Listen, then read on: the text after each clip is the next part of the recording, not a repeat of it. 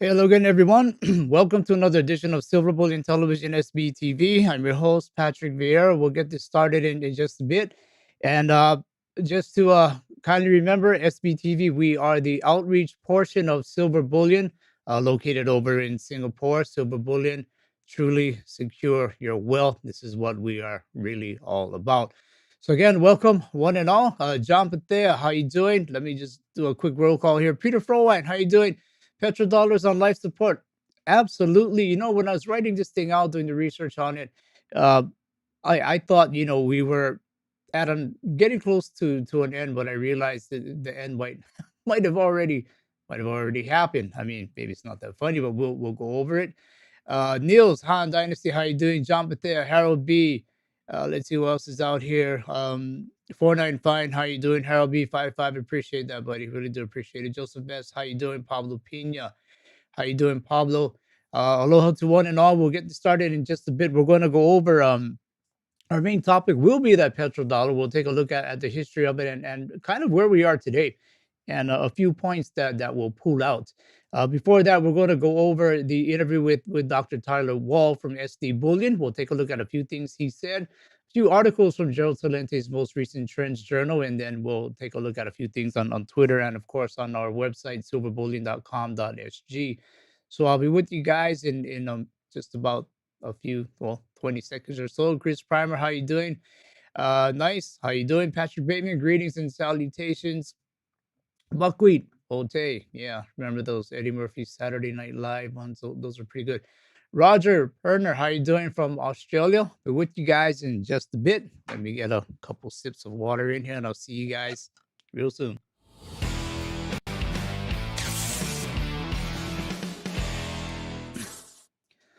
So again, hello again, everyone. If you are new, go ahead and type in where you are from and new, and we'll see if we can go ahead and acknowledge you. But again, we appreciate you all being here. Seymour Rivers, how you doing? Mickey, how are you doing? Again, Joseph S. Again, appreciate all of you, each and every one of you being here. Yukon Cornelius, nice to see your name again. Ron Orr, all right, aloha to one and all. And as always, you can find us on social media, our website, silverbullion.com.sg, where, as always, as I always say, yes, we do sell silver, gold, platinum, palladium. Yes, we do store these same metals, including nickel, which is probably the most important metal when it comes to the batteries. I shouldn't say most important. You got lithium in there, you got cobalt, but you also got nickel. And nickel is one of the key metals that go into these electric vehicle batteries. We do also sell these, we do trade these. You can also store with us. So again, what this is all about is truly being able to secure your wealth. So contact us, silverbullion.com.sg, and we'll see what we can do for you. Silver Bullion SG is where you can find us on Facebook. Silver Bullion PL is our Twitter handle. Instagram, Silver Bullion SG. Guys, if you want some nice photos of silver and gold and these things, head on over to that Instagram handle and go ahead and check it out. SBTV iTunes, SBTV Spotify is where you can find just the audio only versions, and Crisis Tracker is where you will find articles that Vincent and I, well, mostly Vincent, I got to get on the ball with this sometimes. We go ahead and we post things as they pertain, of course, to economics, finance, gold, silver, things like that, things that probably do or will matter to you. So again, Vincent and I, we sift through the weeds, we jump in there, get down and dirty for you, and we go ahead and find the things that are probably more important. Crisis Tracker, search t.me/crisis tracker on that Telegram app. It is a free app for either mobile or desktop. So let me throw this out there. So Vincent is chiming in here. Please do join this group, t.me/crisis tracker. Go ahead, search it out. This is where we can go ahead and bring some news forward to you. All right, moving on. Upcoming guest, Egon von Greer is the founder of Matterhorn Asset Management in Gold, Switzerland. Egon is, of course, the founder, which I just said there, but they do specialize also in wealth preservation and physical precious metals. They are physical precious metals specialists. So hopefully you will be able to join us for this interview with Egon coming up this week. So please do subscribe, hit that bell, and thumbs ups are always appreciated. So Egon, I tell you what, he's a well balanced guy. He's been in the space for a very long time. He understands all facets of it, and he really does give good info. So I do hope you'll join us for that interview. All right, moving forward, we want to give you that $10 Amazon gift card. It is the holiday season, and we'd like to give you a gift, but you're going to have to earn it. Be one of the first five to answer this upcoming question from the past interview correctly in this live stream before the timer runs out, which will be about a minute and 30 seconds. And that interview is going to be from Dr. Tyler Wall from SD Bullion. So hopefully you had a chance to watch it. US winners are going to be given a link to download the gift card. Non US winners, no problem. Just simply let Amazon know that you'd like to exchange that gift card, or if there's a way for you to have that gift card work for you internationally. Usually they're pretty good about this. And of course, provide us an email during this live stream. No other messages needed. Just provide us an email, and my colleague Vincent, good morning, Vincent. He's here on standby, and he'll help out with the getting the names all squared away for us to be able to send it to you. So before I head on with that, let me just take a quick look at the questions or comments here. Let's see. Yeah, Peter Frohline, absolutely. Egon, he is the man. I remember before I even started doing this, I was watching Egon. He's been around this in this space for quite a long time. He's one of the guys that he's well balanced. He does have a lot of very very good things to say. Patrick Bateman, digital, petro, one, or barbarism. Okay, well, hopefully we can stay away from the barbarism part. James Richter, how you doing? Okay, John Patea, how you doing? Okay, so let's get this going. So the question is coming from that Dr. Tyler Wall interview, and he says the exchanges show you that CME registered silver is down some blank, and it's a percentage. So the exchanges show you that CME registered silver is down some blank percent. So of course we're looking for a number. So hopefully we will get some guys that watched it and give us the correct number. Go ahead and take a shot. You never know, right? Okay, let's see what else is out there. Egon is the father I never had. Okay, so numbers are coming in. Let's see. Harold B saying 75, Jason 25. Seymour Rivers is saying 75. Hang on, let me just go through this real quick. Peter Frohwein, 75. Let's see, James Richter, 70. Buckwheat, 33. Pablo Pina, 50. 500 SKUs. First time I've seen you here. Welcome aboard, 45%. Peggy Moore, 80%. Oh, excuse me. Laura Merlu, 40%. Let me take a look at this again. Okay, so keep going. Just take a guess. You never go. Yukon Cornelius, 75. Mickey, 20. 495. Says 40%. Patrick Bateman, 60%. John Bate, 125%. That's an interesting one there. Conscious Observer, 33.3. And okay, that's it. We've kind of run out of time, and we actually do have 1, 2, 3, 4 winners here. 4 guys that got it right. I'll go through them real quick. Harold B, 75. 75 was the number we were looking for. Seymour Rivers, 75. And we had Peter Frohwein also saying 75. And then we had Yukon Cornelius also saying 75. So that was the number we were looking for, where it's down some 75%. And just to make sure that is the answer, we will revisit that Tyler Wall from SD Bullion, what he had to say in his most recent interview. The paper spot price in my mind is too low. For a time in 2020 when that first silver squeeze happened, there's a couple issues there. I mean, one was there's people that had metals overseas that couldn't bring it back, especially in the States where we had a lot of retail demand. And then the other thing would be the capacity constraints of the machinery it takes to produce the retail friendly products. But at the end of the day, we've added a ton of capacity throughout the retail markets. That kind of helps gets those prices down to a more attractive level. But at the same time, we could talk about retail product and retail premiums, but the exchanges show you, that CME registered silver is down 75%, over 75%. It's just way too much demand for silver right now, and at the end of the day, that's going to be reflected in the prices to the end consumer trying to buy the actual metal. If they're trying to buy the metal, it's a different price than if you just want to trade the paper. All right, Tyler Wall from SD Bullion. Paper spot price is too low. I tell you, this is an interesting question because oftentimes we talk about bifurcation where the spot price is actually, a lot of people will define it as a paper futures price. And this is dictating the actual physical metal price. So is that spot price, is it too low?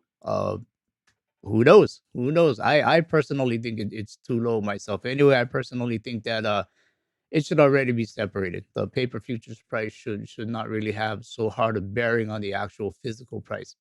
Nonetheless, people couldn't bring their metals back. That was interesting when he said that. Capacity constraints of machinery, that is true as well. We've heard that quite a bit. Strengthening capacity has brought down price. That does help a bit as well. Way too much demand for silver, and this is true. I mean, the demand for silver is just really off the charts, and but yet it's not really getting any play on financial news networks. And what else should we expect? Thing is, if you're going to try to buy the metal, it's a different price from if you are buying the paper. So, what are your thoughts on this? I'd like to know your thoughts on that as well. And okay, so from Vincent, Harold B, Seymour Rivers, Peter Frowine, Yukon Cornelius, and Tim Curtin. Okay, I may have missed them there. Tim Curtin, congrats. Please email us at sbtv@silverbullion.com.sg so we can send you the gift card, and that'll happen after the live stream. So after that live stream, we'll go ahead and give you that gift card. We'll go ahead and send it to you. So congrats to the winners. So let me take a look at another clip from Tyler Wall from SD Bullion. One of the things I've been noticing in this market is that the more the demand happens for physical metal, and the more that gets out in future months. And so if you're buying silver right now, for example, we're often signing up for 8 to 12 week delays. Well, that creates even more future short positions in the market through wholesalers and mints. And so I think that might have something to do with it. But at the end of the day, that's just one opinion, is that until the actual price is driven by the actual physical metal that exists in the vault, and there's not 100 to 200 people that are signing up and thinking that they're getting that physical ounce, until you see that, I don't think there's a paper price that's ever connected to the physical actual metal, the actual amount that's actually in the vault, and the price that it takes to take one physical ounce truly off that exchange. All right. So Dr. Tyler Wall, silver delays creates future shorts. Um, I tell you what, this is that is interesting with what he said there. Physical and paper price are disconnected. What are your thoughts on this? And I kind of hope I explained this well, but when he says silver delays creates futures shorts, it's a weird thing because some dealers, some strategies, and I'm not going to say who because I don't truly know, but I do know that it does exist where by the time they order metals, and it takes a while to get to them, and of course that price will change. They bought it for X amount, and by the time the metal gets to them, it is either X plus or X minus that amount. And so for some dealers, what they like to do is they actually will go into the futures markets and they will short. They will have to short silver just in case the price of silver goes down. They're covered. If the price of silver goes up, well, then they made it on sales. So this is my take on what he's talking about when he says silver delays creates futures shorts, and it's just something that happens. There are guys that do this.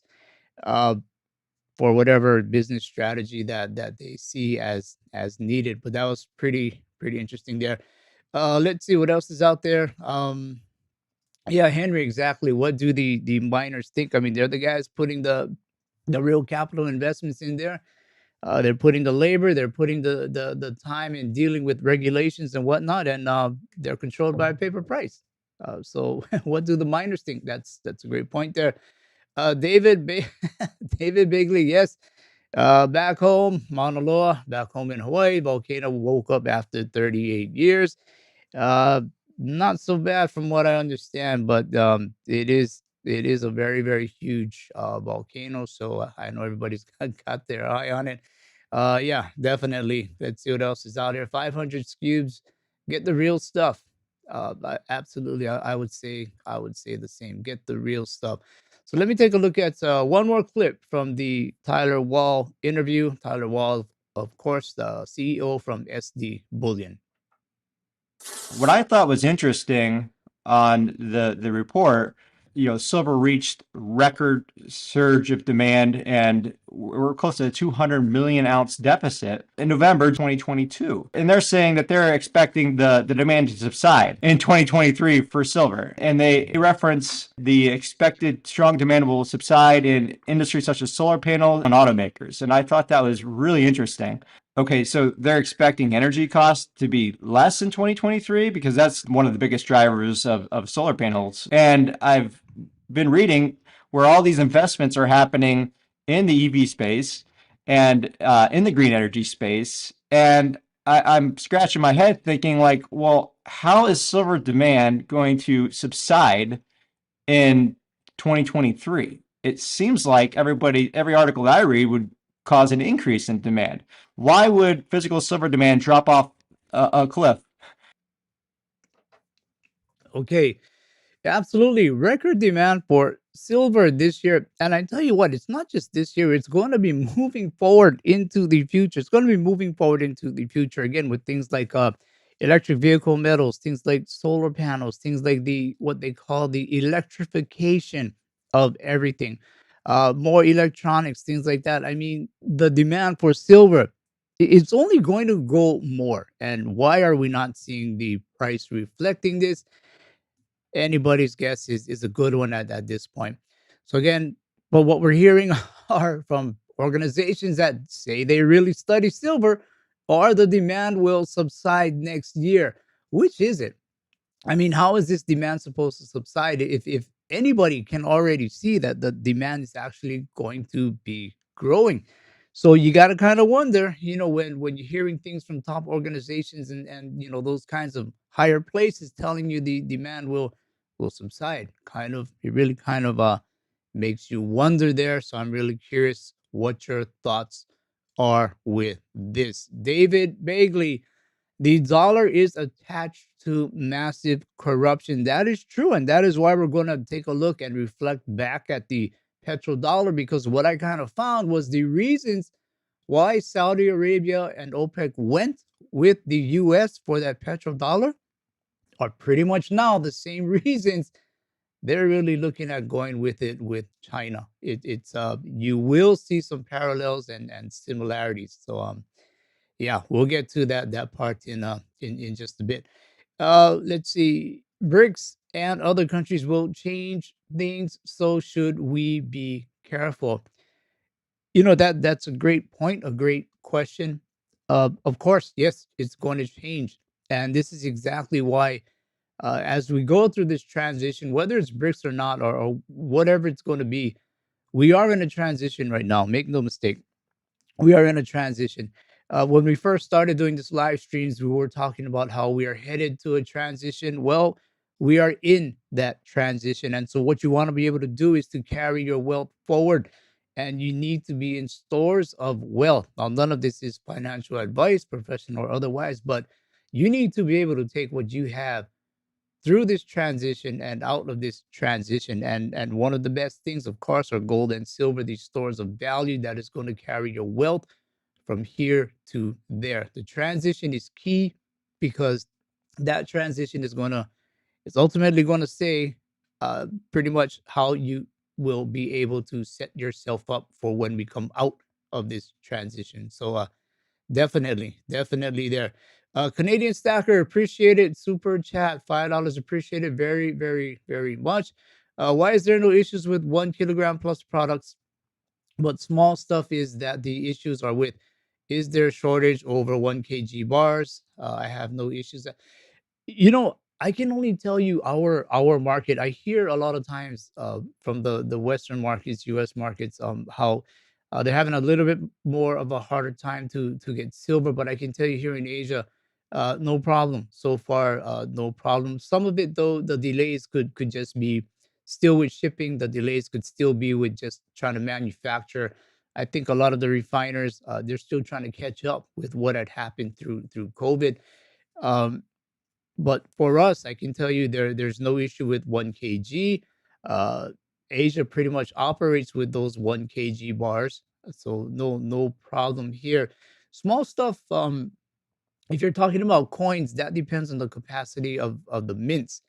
U.S. Mint, for some reason, they're not on the horse. Their capacity is just still slow. It's almost as if they're not picking up speed on purpose in some cases. But for the small stuff, a lot of it depends on the capacity. It is more time, labor intensive.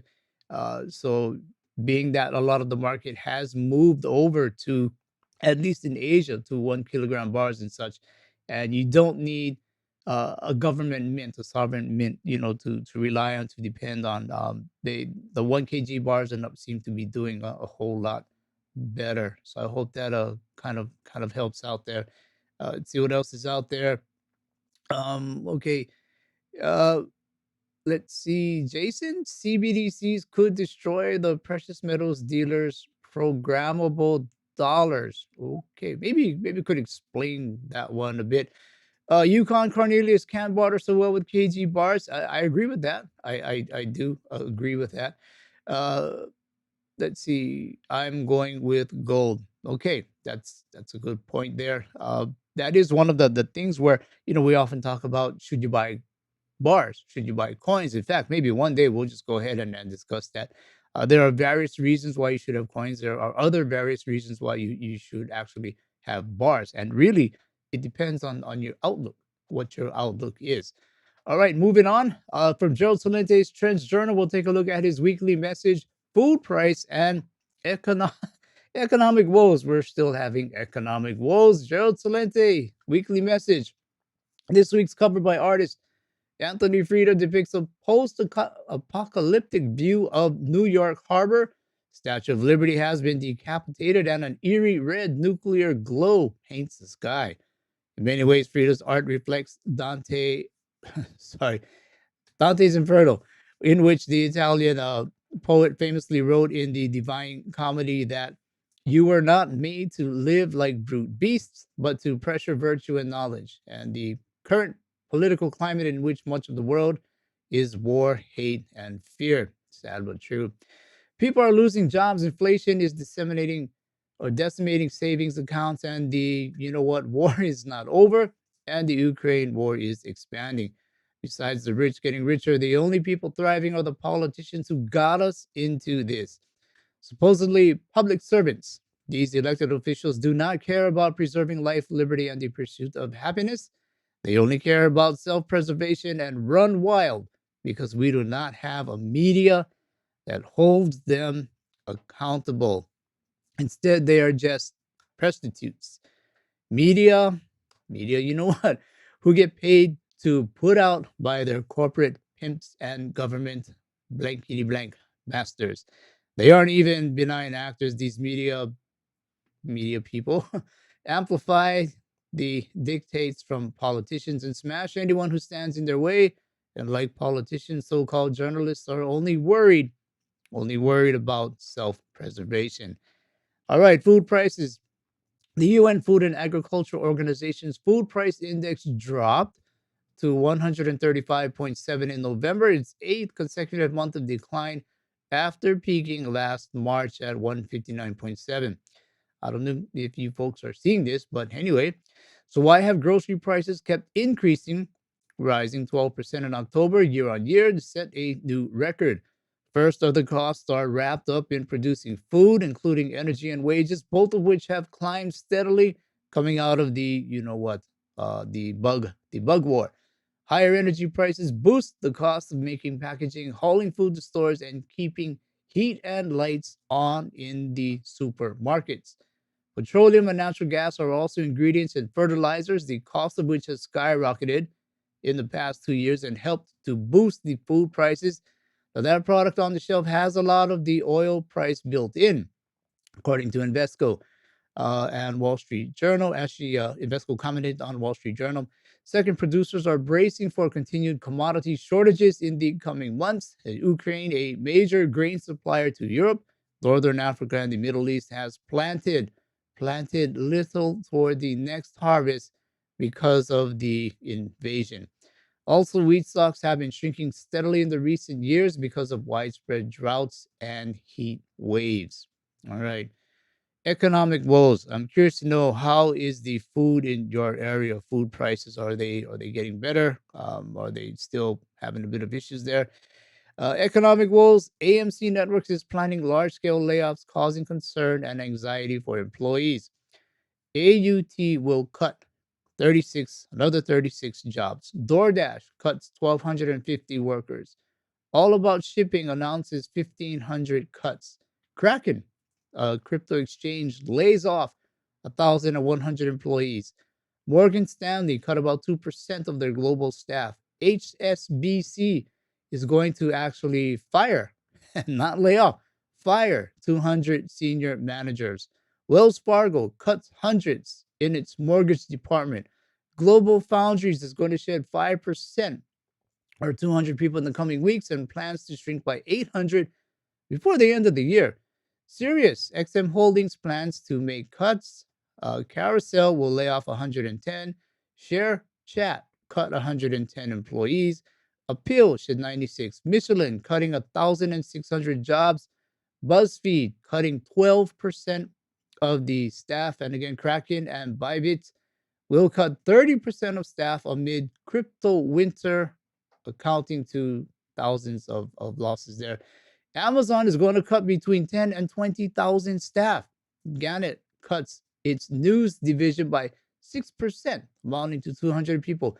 AIG, 461 workers acts. Poly cut for, I mean, we can go on and on. Pepsi, excuse me, shedding hundreds of people. Blue Shield, an insurance company, is cutting 373. It can just go on and on. Cooley fired 150 workers. CNN began its first round of layoffs. H&M cut 1,500 internationally. And again, this is just going on and on. Paramount cut less than 30% or so, all coming from Gerald Solente's Trends Journal. So let me go ahead and catch up with you folks, take a look at things again. Canadian Stacker, again, truly do appreciate this. I'm working in mining with my brother. We see the issues with private mints as the issue, not the supply end at all. Sales are at spot every day. Yeah, I mean, it's just a strange thing because again, that paper futures price is controlling the spot price, but you got guys out there who are really handling the labor costs, operational costs, and things like that, and they can go ahead and get this out of the ground. But then they're reliant on the refiners and on the miners, and so I guess this is where you do see a lot of times private guys, private mints start to pop up, and we talked to one of them just the other week when we spoke to Jim Forsyth. I think he's with Silverback. Um, anyway, we see where there are more guys popping up to take on these take on the silver actually and get product out there. So I mean, I guess if you're working in mining with your brother and you're seeing the issues with private mints, it's not the supply end at all. Again, it's the production capacity, and I don't know if spot is really causing some businesses to slow down to get a higher price. Interesting. Thank you again, Canadian Stacker. Peter Frowine, yes, Gerald Solente. Let's see. Question for Seymour Rivers. Have you changed your email? Okay. Does your wife know you changed your email? Okay. All right. Never mind with that. All right. Let us know, Seymour Rivers, if you changed your email. Okay. So moving on, want to take a look at the again the yields. How are they going? Again, when you look at this bar here on this chart, it should be going up and to the right. If it goes up and to the right, that means hey, economy is healthy, we're doing well. If it flattens out, the optimism is kind of fading away, and if it inverts where the left side is actually going higher than the right side, It's almost a sure bet a recession is on the way or possibly even here. So let's go ahead and take a look at how things went. I sped this up a little bit so we can get through it a bit quicker, but you can see all the way through March. Well, we're kind of still up and to the right, and you can see the middle starting to level off. The middle yields 2, 3, 5 and such starting to level off, and then you really start to see the left side, the short end of the yield, really start to rise, and then you even see the middle invert with the end, and so we end up where the 6 month, or actually I can go even all the way back. If you look at the highest on the right hand side, the long end, 20 year at 3.66. Uh, that is the best yield, the highest yield you're going to get on the long end. I can go take a look at the 1 month, 2 month, 3 month, 6 month, 1 year, 2, 3, 5, 5 year. Well, all the way up to the 3 year, all offering higher yields. It is definitely inverted. This clearly shows that. It clearly shows that a recession is on the way, if not here. So again, do what you need to do to start protecting yourself, your family, your assets. Get into stores of wealth. This is something we're going to have to do for sure. All right, let me take a look at a few more comments here. Let's see, Canadian Stacker again. Appreciate it. As it gets sold at 90% and shipped out to be bought at 9,999, the cost is in making the planchettes and shipping. Uh, I guess that is true because the ore is coming out. I mean, when you get silver out of the ground, it's not what we see today at 9,999. So refiners, they do have to go ahead and spruce it up and get it to the right purity, that 3949, and then companies like, I believe it's still Sunshine Mint. They actually go ahead and make the planchettes for the U.S. Mint. And from what I understand, from the Sunshine Mint guys, the problem is not there. They're able to do the planchettes, but the problem ends up with the U.S. Mint, where they're not keeping up with the demand. So it's pretty interesting that you put that out there. Canadian Stacker, appreciate it very, very, very much. Okay, so moving on. I want to take a look at our website, silverbullion.com.sg. Let me go ahead and refresh this and see where we are with the metals price today. Let me go ahead and put it in. Okay, it's US dollars. Silver 23.35. It's down some 20 cents this morning here in Asia. Gold is also down 17.90. Uh, Down a little bit more than just under $8. Platinum Platinum had a good run. If you folks followed it, it had a good run this past week, and then of course nickel up some $524 a ton. So metals, I mean, I won't say unchanged, but they are a little bit on the downside this morning here in Asia. Again, silverbullion.com.sg. If you want to contact us, you may be able to do it in your native language, whether it's Mandarin, whether it's French, German, perhaps. We got guys who can actually go ahead and take your call in your own language if you're more comfortable with that. Uh, Products and services guide. This will kind of help you to understand a little bit more about silver and precious metals. It is a free guide. Just go ahead, click on it, and you'll see a PDF form. You can see that on our website, or you could actually download it if you want to. P2P loan rates. What it means is if you are storing with us gold and silver, let's say you are storing it with us, you can go ahead and collateralize it. You can go ahead and request that you would like to borrow money against your gold and silver as collateral, and there are people who are willing to lend you money. So it's kind of like a matching system where people want to borrow, people want to lend, but of course there are different durations, there are different percentages. So eventually, what happens is people get close, and then they'll go ahead and kind of get a deal done where you can go ahead and borrow against your metals. Now, the whole time, just to be clear, the whole time you own your metal. You never surrender it. You never surrender ownership. You actually own it the whole time. Silver to gold ratio since 1968, we are at 76.7. So we're back under 80. So if you're trying to decide, should I get silver or gold? I would say it's still a time for silver, but we might have to be taking a look at gold soon.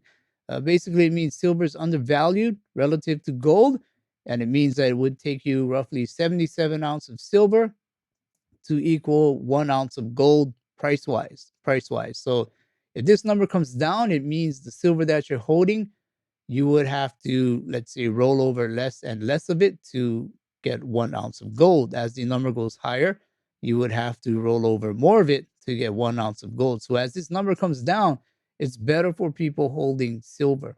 So it'll enable you a better opportunity to flip it over into gold. All right, featured products. Britannia's the standard. Britannia's maples, kilogram gold bars, and such. But this is the key one here: 1,000 ounce LBMA bars. Do know that they do vary in weight. Even the LBMA will acknowledge that there is a plus minus weight tolerance for these bars. So they are not always 1,000 ounces, but we do weigh them and we price it according to the weight. So three of them in the shop. You can come down, bring your trolley, and pick it up. For our international clients, people who store with us, maybe even locally in Singapore, we have 418 bars available for you to store in the vault. Thing is, you own it. If you go ahead and store it in the vault, you actually do own it, which is why you would have to sign up your account with us, and you have basically six different accounts: a personal, a joint, a trust, joint account with a minor, business, and retirement account. And we've been talking about this retirement account. In fact, even in the last live stream, we showed you how uh, before companies could not invest solely in, I mean, let's just say your fiduciaries could not invest in companies that were solely or that had ESG's policies, excuse me. Uh, your fiduciaries could not invest your 401k, could not put your contributions into companies just because they were into ESG, environmental, social, government types of deals. And that has changed where now it has been changed where these fiduciaries, instead of looking at a company's performance, as long as they're ESG, if they want, they can go ahead and put your contributions in there. So if you have a 401k, some type of a retirement account, and you don't like the idea of your retirement, your 401k now being able to be invested just because of an ideology, then you should strongly consider rolling that over into a precious metals IRA. That way, you kind of remove some of those funds that they would use and you use it for yourself instead. You use it for yourself. You use it for things you believe in. You use it for your own family. So it may be time to really consider this retirement account. Very simple to do. Just go ahead and email us. You can email me, Patrick at silverbullion.com.sg. I'll go ahead and help you with it. But the easiest account, personal account, very basic information. Fill out an application. Just give us an ID and we'll go ahead and get this account opened up for you. It is something that it doesn't cost you anything. You can hang on to it, and when you're ready, go ahead. If that need arises, go ahead and you can start putting metals in your account in the jurisdiction of Singapore, and you will own it. When you need to talk to people in the vault, you can do that. We have insurances uh, like mysterious disappearance, where you are pretty much covered if anything should happen to your metal. And references, this helps us out a lot. I'll give you a bit of an inside info here. Every Wednesday morning, we have a meeting and we are looking to see if we're doing our job, if people actually sign up for new accounts through us. So this really helps us out at Wednesday meetings, and I like to smile instead of hiding in the corner. So hopefully we can get a few of you out there to sign up for these accounts. All right, moving on to Twitter. Some things I bookmarked here. Peter Schiff is saying Max Kaiser claims anyone complaining about Bitcoin losses who's held for less than 4 years doesn't understand the difference between investing and speculating. Kaiser doesn't understand the difference either. Bitcoin has never been an investment, it's always been a speculation. I kind of agree and disagree. The part I'm not so sold on is when you invest in something, aren't you speculating? You're speculating it'll go up, right? I mean, so you're kind of speculating there, but hey, who am I? I'm not Peter Schiff. So anyway, Tulsi Gabbard, IRS sent a reminder this week that they'll be violating our privacy and collecting info on all transactions we make on Venmo, Cash Apps over $600. They're taking our money to hire more agents to snoop on and to take more of our money. Shameless.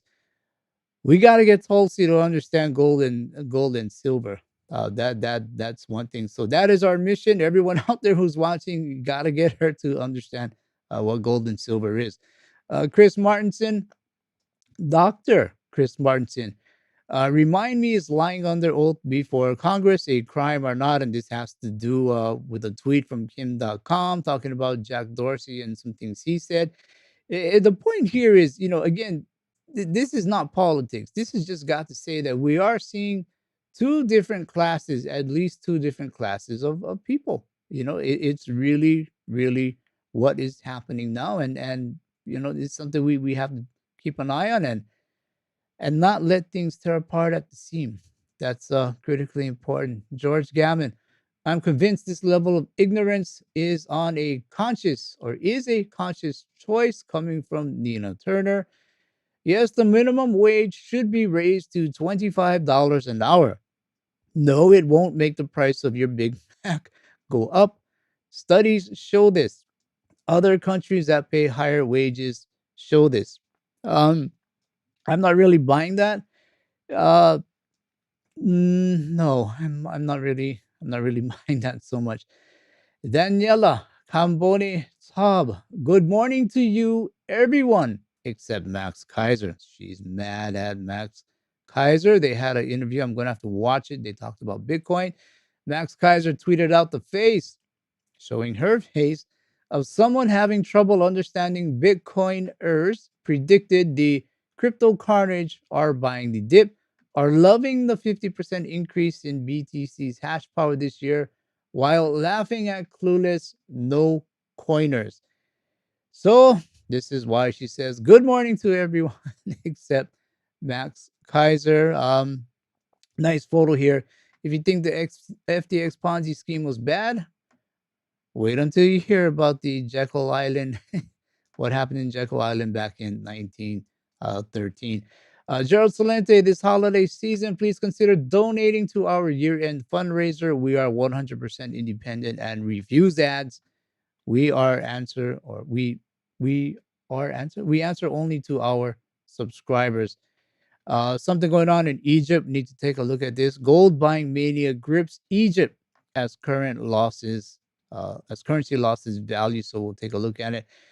And I'll end with these two. Ron Paul, the fiat monetary system is built on trust in counterfeiting central banks. Uh, One should never trust a counterfeiter, so naturally, governments and central banks don't trust each other. They buy gold while, whoops, they buy gold. Where to go now? Thank you, Twitter. They buy gold while and claiming that gold is no longer money. That's always been, they want us to use this paper money, but they themselves are buying gold. Kind of makes you wonder. And Alistair McLeod Grayers, Egon von Grayers, the world is now on the edge of a catastrophe never seen in history, and we'll be talking to Egon von Grayers.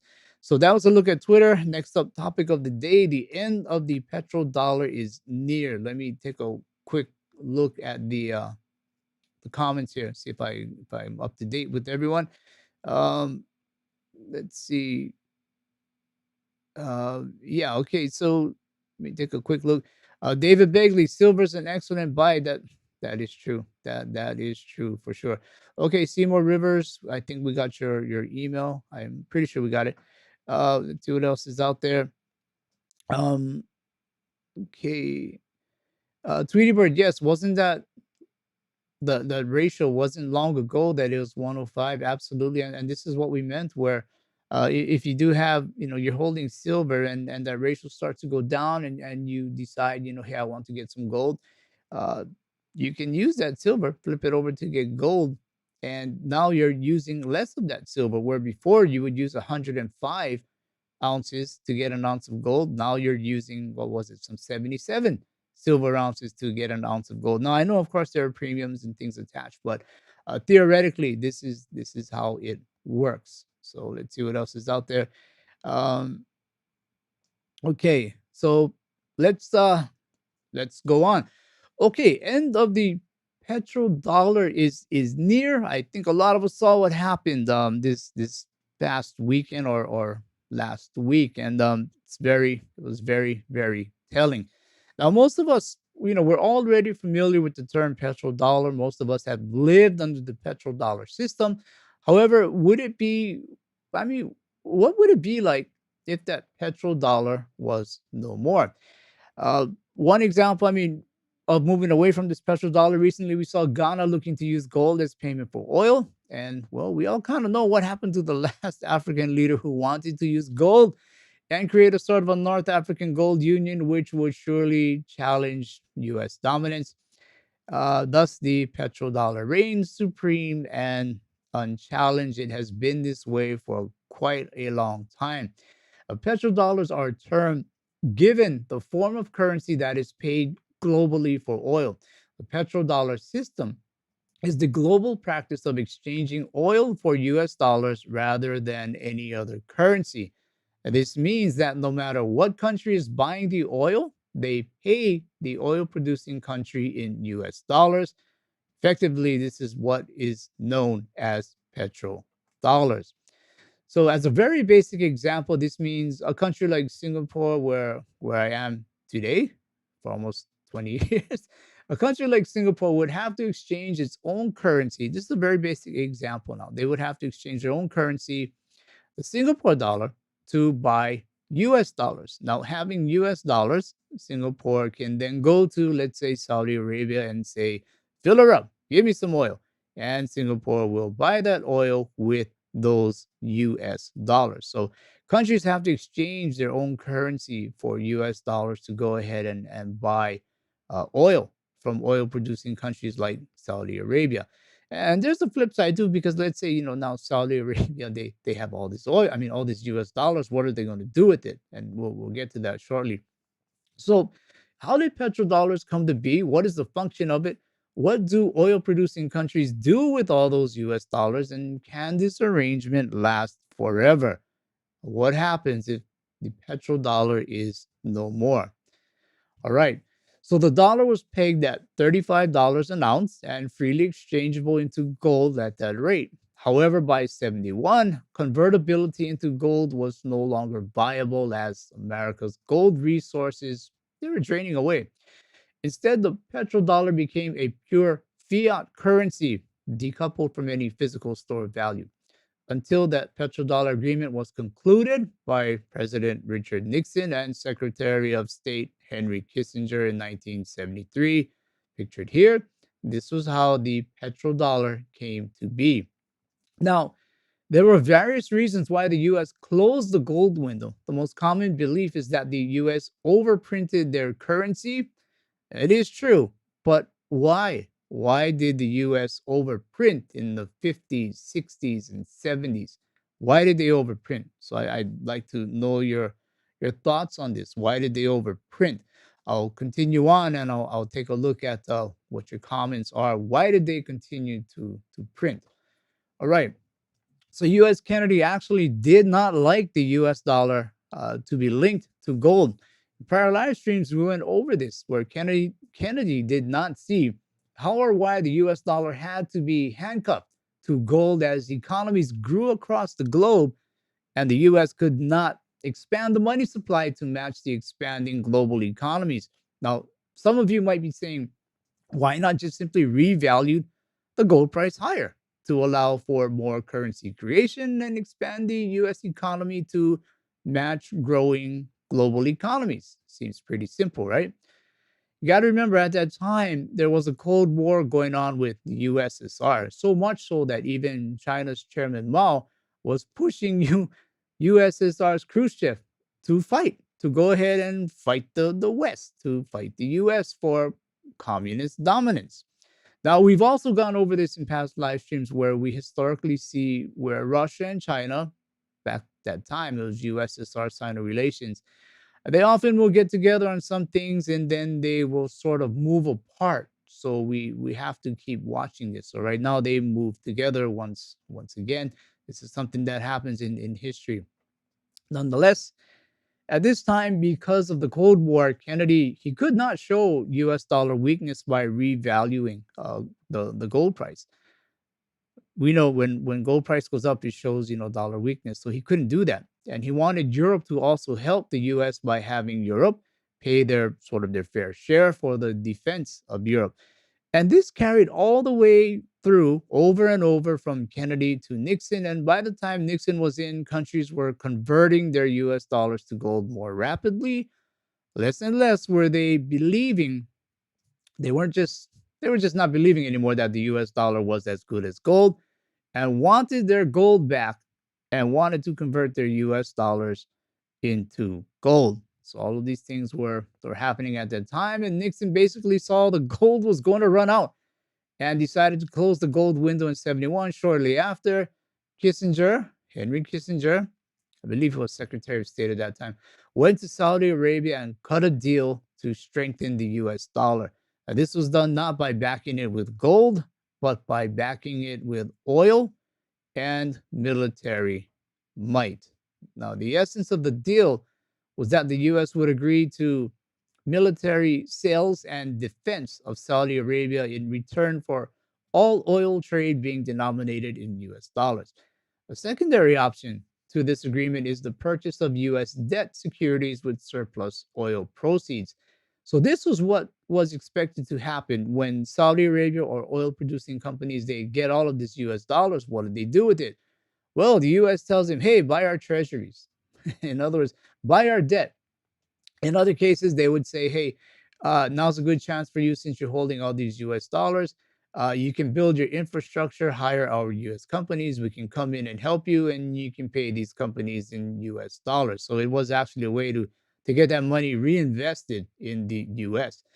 By 1975, all OPEC nations agreed to price their oil supplies exclusively in US dollars and to hold their proceeds in US government debt securities.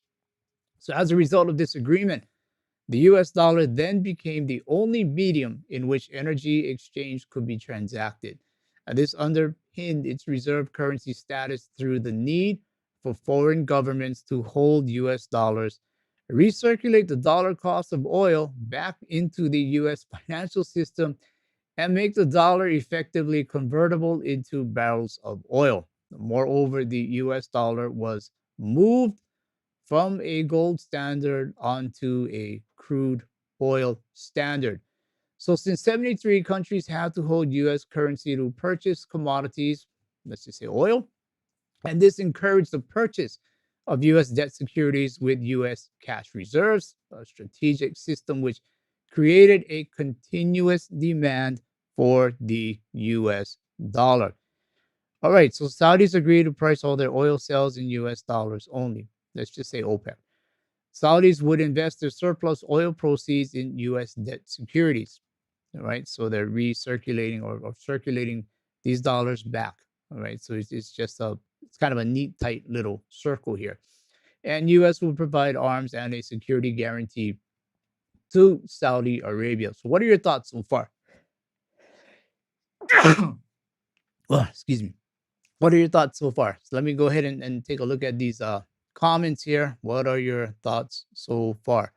Um, Canadian Stacker, I appreciate this more than well, I don't want to say I appreciate the money also, but this is well appreciated. Thank you very much. Uh, we do try to give you information here. We take in info from a lot of sources, and hopefully we don't just repeat it. We try to make sense of it for you. We try to think of it in a way that the average Joe may think of it. We try to think of it in a way where if you do or you have accumulated wealth over the years, uh, what do you do? How can you protect it? So we do look at things going on. We do try to put it in a way where it makes sense to you without necessarily trying to create a narrative that we want to put people on paths on. It just so happens that this is the path that we should be on. So I appreciate that very, very, very much. Thank you, Canadian Stacker. What else is out there? Let's see. Jason, Surfs and Commons coming to a country coming to a country near you. Yes. Let's see. Peter Frowine, investing in gold and silver is not speculation. That is true. So I guess I'd have to backtrack on speculating and investing. That is true. This is not speculating. 5,000 years of history is not speculating. So that's a great point. Appreciate that, Peter. Henry, Mr. Max is a tool. He's changed. He's definitely changed over the years, for sure. Let's see what else is out there. Canadian Stacker, one more time. I buy silver and gold so I can sleep at night. Been buying since 87. It's my 401k. And that's exactly the point.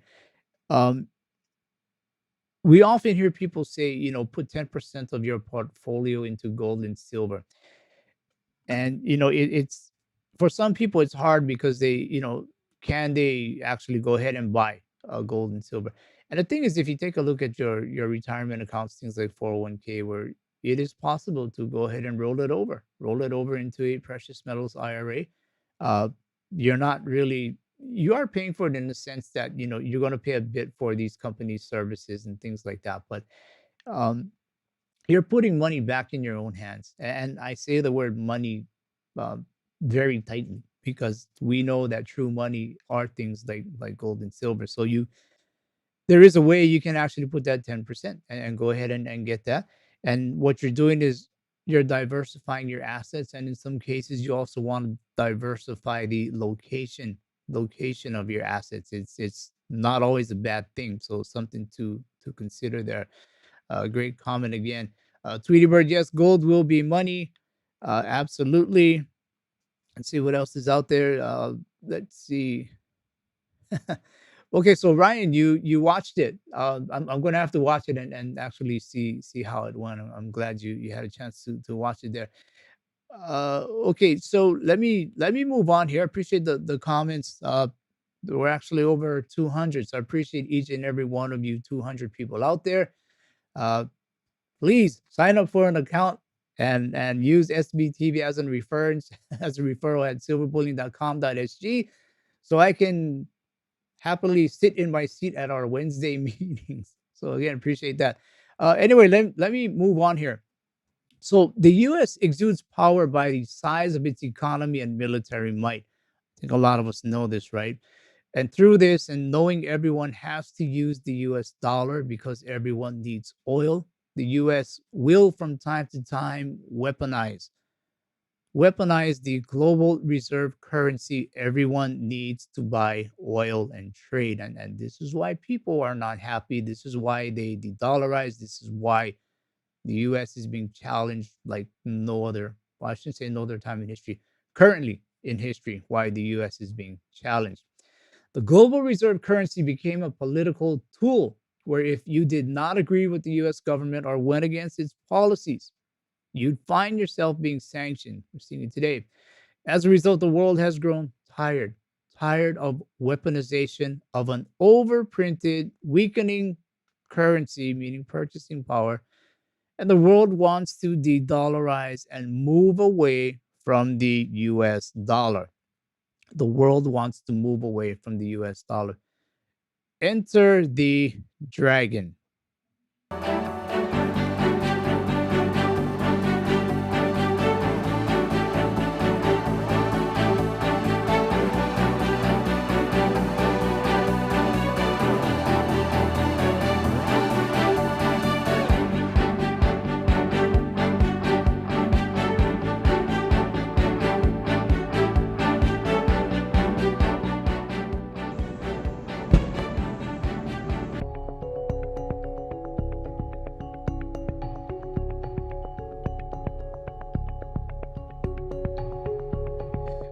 Okay, so I don't want to play too much of that, but we kind of get the picture there. We saw fighter jets displaying China's colors, the pageantry of what went on as President Xi came to Saudi Arabia.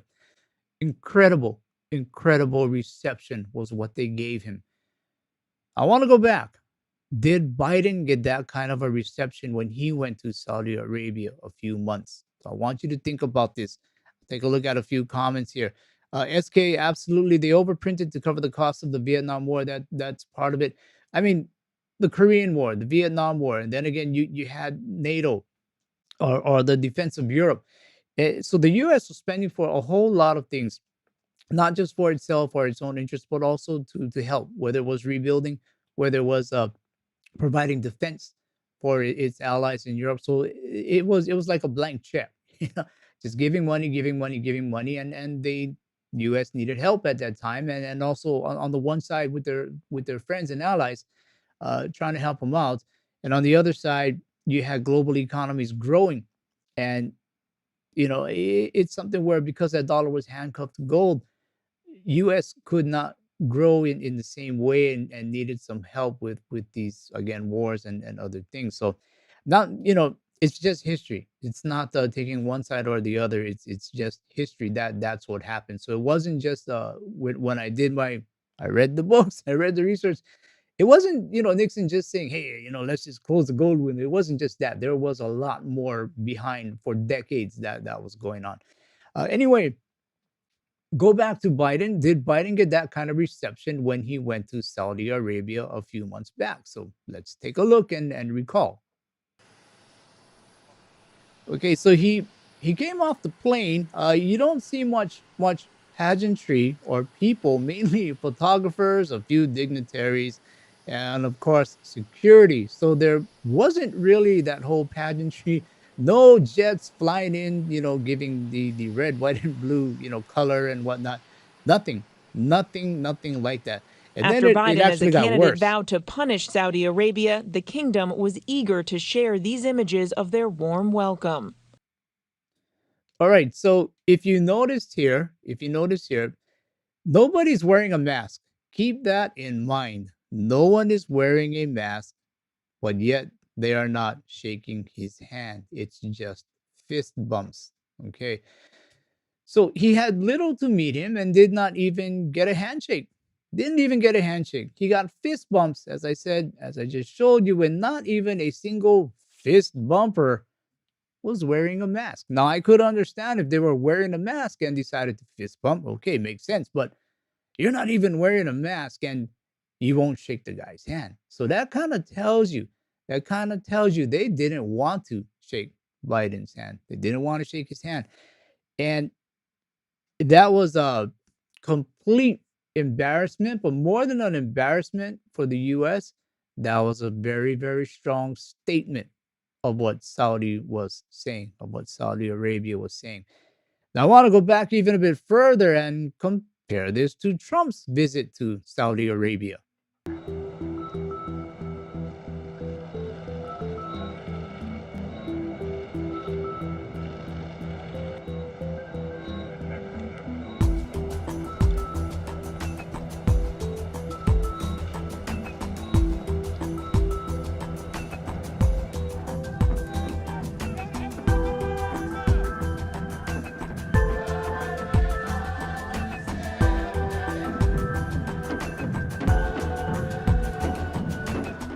Okay, so let me just go back here. So what we saw was Trump had a good celebration, a good ceremony. He didn't have the fighter jets escorting him with the smoke flare as President Xi did, but the two similarities was President Xi went there looking to do business, and Trump went there looking to do business. And he's even said in I don't have the clip, but he said that they weren't there to lecture Saudi Arabia or anything like that. They were just to hold ties together, do business together, and things like that. But with Biden, we know that he's been critical. So it's obvious there is tension, and much of that had to do with Biden's criticizing the Saudi royal family earlier in the year.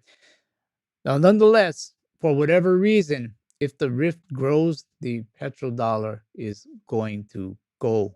That is without question. I want to show you a few articles that had come out at that time. This is from the Straits Times over in Singapore, where Saudi Arabia extends lavish welcome as China's Xi heralds new era, new era in relations. So coming out of Riyadh, this was 8 December. Saudi Crown Prince Mohammed bin Salman received President Xi Jinping on Thursday last week as the Chinese leader heralded a new era in Arab relations with a lavish welcome signaling Riyadh's interest in deepening ties with Beijing despite US wariness. Now, members of the Saudi royal guard riding Arabian horses and carrying Chinese and Saudi flags escorted Mr. Xi's car as it entered the royal palace in Riyadh, where Prince Mohammed, de facto ruler of the oil giant, greeted him with a warm smile. Of course, this was stark contrast with what Joe Biden had, and that was because of that whole that thing that went on with the journalist Khashoggi. Now, nonetheless, the U.S. has been watching what's going on. Hey, what's going on? Watching China and Saudi get a bit closer, and again, as shown, Prince Mohammed, they only gave Biden a fist bump.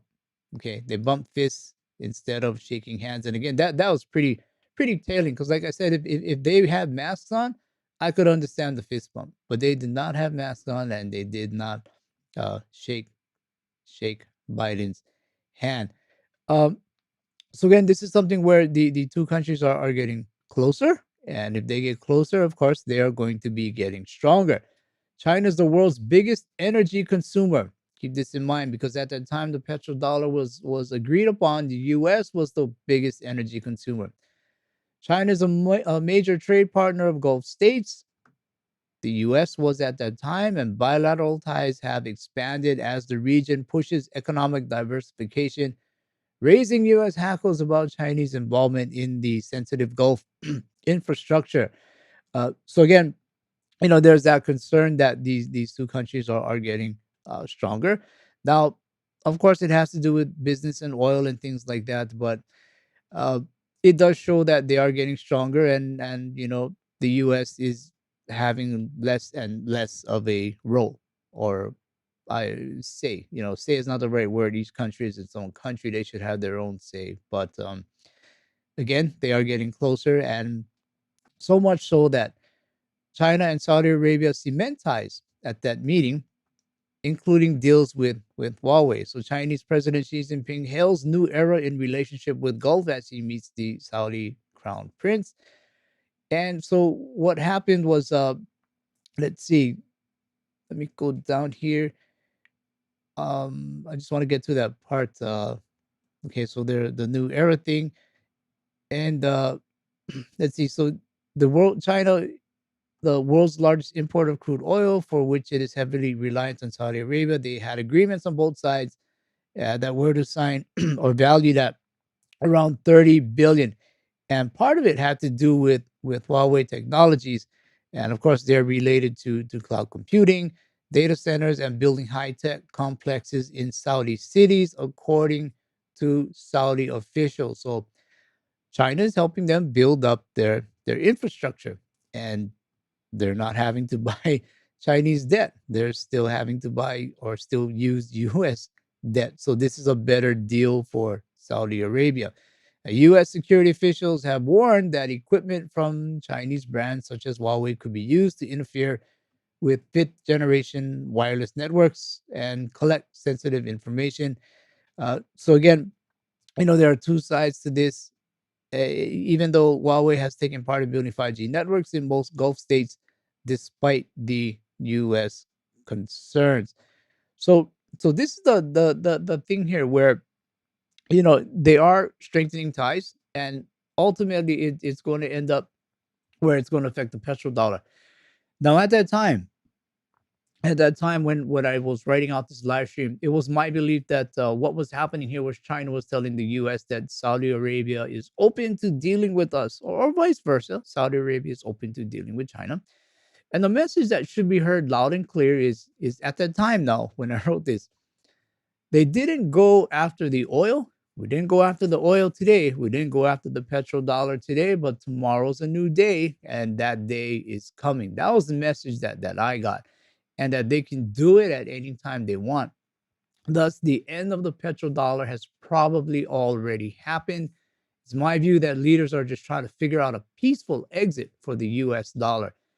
Maybe we should as well, figure out that peaceful exit. And this is why we look at things like gold and silver again, storing our wealth. We don't know what's going to happen with the currencies. US dollar is going to go down. What does that mean? The yuan, the renminbi is going to go up. Does that mean that the world is going to be in such a fluctuation? We just know don't know which way to go with currencies. Best bet, safe bet anyway, not financial advice or anything. Go into a store, well, go into something like gold and silver. So just 2 days later, after I wrote this out, just 2 days later, surprise, surprise. So let me pull this up. All right. So China's Xi calls for oil trade in yuan at Gulf Summit in Riyadh. So here you go. Here you go. China's Xi calls for oil trade in yuan at Gulf Summit in Riyadh. In summary, this is from Reuters. President Xi says summit with Gulf Arab League is a milestone. U.S. wary of growing Chinese influence in the Arab world. Arabs defy U.S. pressure to limit China ties, cut off Russia. Summit showcase Saudi Crown Prince Mohammed as key leader. So what this basically is saying is, let me find this out. Let's see. Top oil exporter Saudi Arabia and economic giant China both sent strong messages during Xi's visit on non-interference at a time when Riyadh's relationships with Washington has been tested over human rights, energy policy, and Russia. So let me move on to one more here. Um, so China uses, hang on, let me get this. China to use Shanghai exchange for yuan energy deals with Gulf nations. So it's happening. It is already happening. So China's President Xi Jinping said in Riyadh on Friday that China and Gulf nations should make full use of the Shanghai Petroleum and National Gas Exchange as a platform to carry out yuan settlement of oil and gas trade. Okay. So China and the states of the Gulf Cooperation Council are natural partners for cooperation. China will continue to import large quantities of crude oil from these countries, expand imports of liquefied natural gas, strengthen cooperation in upstream oil and gas development, engineering services, storage, transportation, and refining, and make full use of the Shanghai Petroleum and National Gas Exchange as a platform to carry out yuan settlement of oil and gas trade. So I tell you what, there's not really much more that I can say, because the rest is really for us to dissect this and figure out what are we going to do, because certainly the wheels are now in motion where there is going to be oil trade in a currency other than the US dollar. So what happens? What's going to happen now if you're holding dollars, if you have dollars, if you're the US, what's going to happen now with all these dollars? It's less and less wanted. People want to use it less and less. What are you going to do? I mean, especially people in the States, you have all these dollars, but the writing's on the wall. It's not going to be as wanted. So what are you going to do? Do we still hang on to these dollars? Do you want to put it in a different currency? Uh, for some, that's the first step. We talked about how other countries, uh, Argentina or other countries, where they have their own local currency, and when their local currency gets in trouble, they'll move into the U.S. dollars. Well, if you're in the U.S., your local currency is the U.S. dollar. So where are you going to move if your currency gets into trouble? You can't move into the U.S. dollar. What are you going to do? Are you going to move into some other currency? Or are you going to move into something like gold or silver that's going to store the value of your dollar? And this is what we talk about over and over and over. Not because we want to we want to make sure that we understand what's going on, and we want to make sure that we understand our options. And these are key. These are important right now.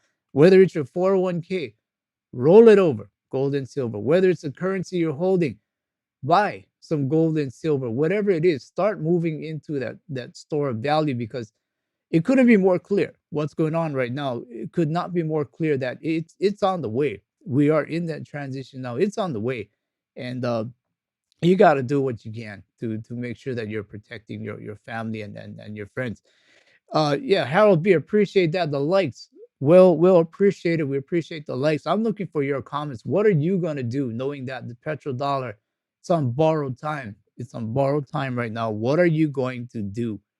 So I'll be looking for these comments that to see what you say here. Um, let's see, MV. I wonder if someone trades the gold silver ratio over the course of a career, how would that compare to a typical target date fund? I can't answer on the second half, but I do know that most people they buy silver and it sticks, it stays. They buy gold, it sticks, it stays. Some people, they are very active. We see it because, like I said, we have a vault. We're not a third party vault. We have our own vault. When you store, you can talk to us and we can tell you exactly what's going on with your vault. In fact, we even invite you to, I mean, with your metals, I mean, and we even invite you to take a look at the vault, see how your things are stored, see how you actually own it, how there's no way we can stuff it back into inventory and resell what is yours. So we invite you to come in and see this.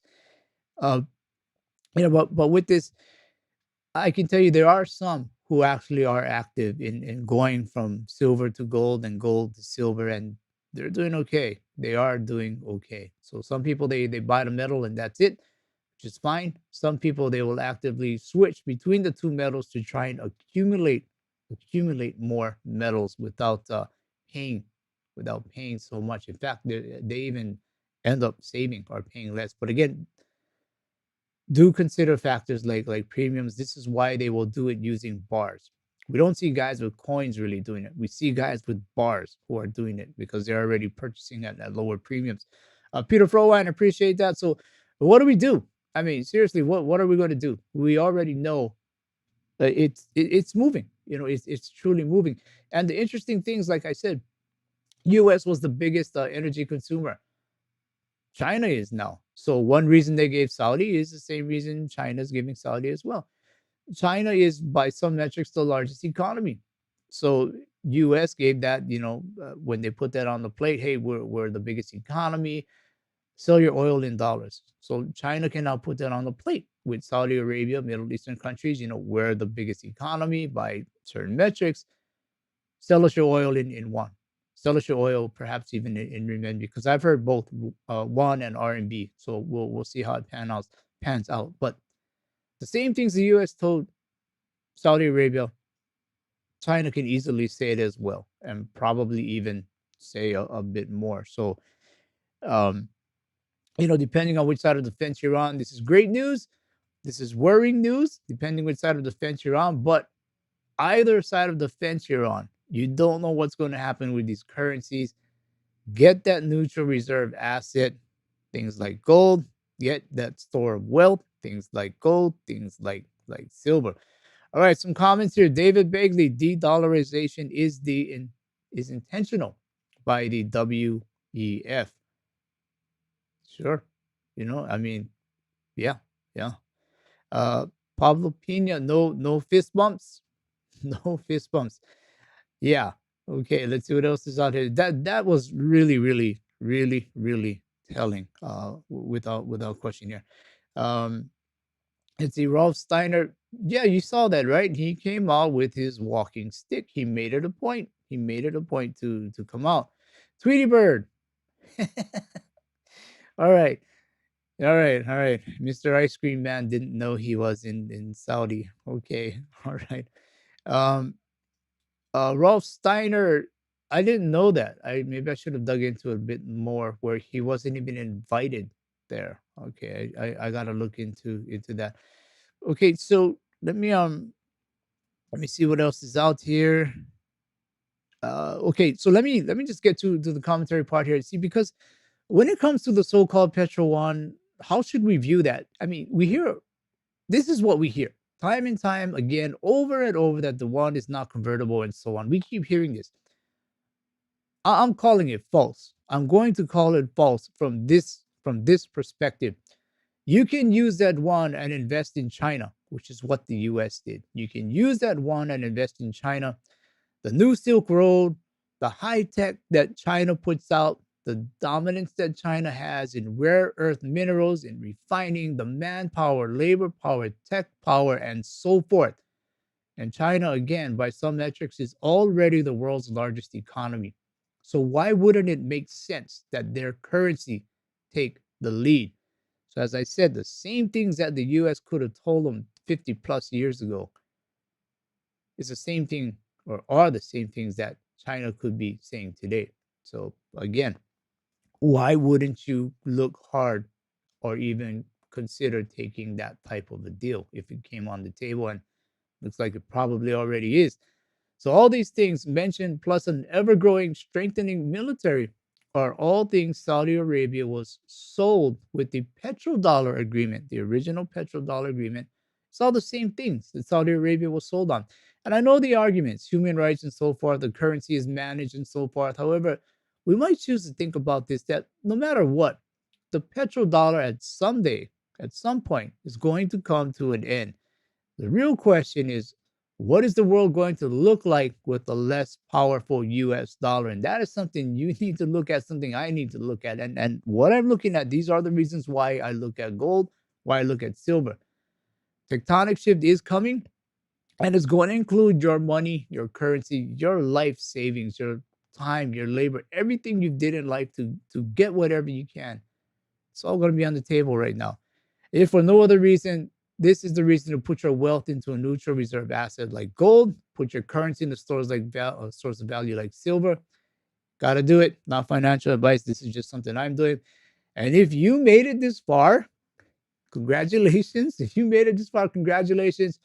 Any questions, go ahead and contact me. This is my email. You can contact me, patrick@silverbullion.com.sg, especially for guys that are looking at rolling over or getting into a precious metals IRA. Contact me. We'll point you in the right direction to get it done. Or you can just open up that Telegram app, like I said, put in that number, and that is also my personal contact. We can go ahead and communicate that way as well. I think it's important. We need to open up more channels to see how we can best help each other. So those are some ways that you can contact me. But Vincent's too important, so we're not we're not going to flush his number out there. Vincent's too important.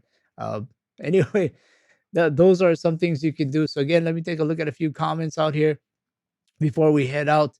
Uh, Absolutely, that sword dance was a great honor. He got the highest medal a civilian could get. Talking about number, for Algo's sake, number 45. All right, number 45. He got the greatest civilian honor there. But it was just interesting how the differences, and a lot of it had to do with because the U.S. It is my home country. It is. I'm a U.S. citizen. Being overseas, now I truly see just how much we try to put our idealism on other countries. And I mean, there are some similarities, but a lot of times there are differences as well. And you can't always force your will on people, much less now your currency, which you're overprinting, which loses its purchasing power. um it's what should they be doing in some aspects? Should we take the foot off the pedal and just really really try and level things out and understand things a bit more? I don't know. I'm not a politician. I don't want to get too much into that. I'm one of you. I'm one of you, and this is why I'm looking at you know more than ever, not more than ever, but I'm looking harder and faster now at trying to accumulate what I can when I can. So let's see your comments. Enough of me. I want to see what you folks had to say. um let's see. Tweety Bird, yeah, your sword dance, okay. Let's see what else is out there. um let's see. uh John Palmer, first time I've seen you here. Welcome aboard. The world sees just how corrupt and irresponsible the U.S. has gotten under JB. No longer respects us. Yeah, I don't know why I'm thinking of the word. It's unfortunate because it's not. We all kind of let this happen.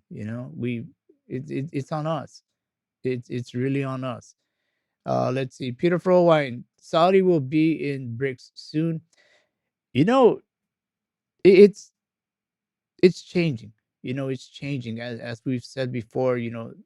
Politicians make deals on the table, and they're also making deals under the table that we will never know about until years down the road, if even that. But we are seeing the pieces on the chessboard moving. We've gone over this as well. It is moving, and you know, again, you don't know where those moves are going to be, where it's going to end up, and that's why it's important that you take care of yourself. You take care of your friends, your family. You make sure you do have a store of wealth, because when this thing goes, it's almost a certainty that currencies are going to go with it, and it's going to have to be reset and revalued. Revalued against what? Well, you look at central banks. What are they holding? They're holding gold. They're holding gold for that day where when things have to be revalued. So, again, it's another reason why you should have it. Be your own bank. Be your own bank. So, okay, I guess let's run through a few more comments here, see if there's anything out there. Um, Okay. So again, I just want to be clear, guys. This is nothing to do with politics, a side of politics, or anything like that. It has to do with you. It has to do with you, because you're caught up in the middle. So am I. We're all caught in the middle between this, and the last thing you want is for everything you worked for to just dwindle away. So you've got to get into some type of a store of value. It's important. Get your retirement in some type of a store of value outside of a currency.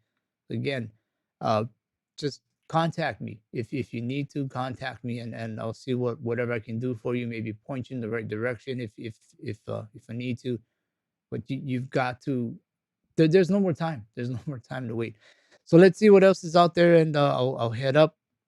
I'll head out. I think you guys are okay. I appreciate each and every one that came in here. I don't want to run on too long, because believe me, I can. So you guys know what to do. Be a blessing, not a burden. Do what you can. And as always, saddle up and silver up for what's coming ahead. I'll see you guys next week. Keep your head on a swivel. Watch the news items coming out, and please, please always look at two sides of the coin. We have to understand two sides. So I'll see you guys next week.